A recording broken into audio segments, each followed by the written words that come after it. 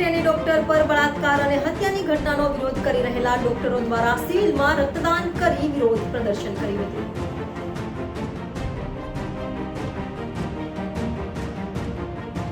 કલકત્તાની હોસ્પિટલમાં મહિલા ડોક્ટર પર બળાત્કાર ગુજારી તેની ઘાતકી હત્યા કરાઈ હતી, તેનો દેશભરમાં વિરોધ થઈ રહ્યો છે.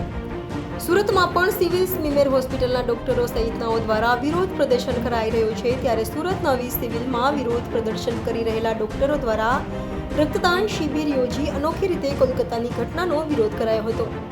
તો મોટી સંખ્યામાં ડોક્ટરો સહિતનાઓએ રક્તદાન કરી મહિલા ડોક્ટરને ન્યાય અપાવવા માંગ કરી હતી.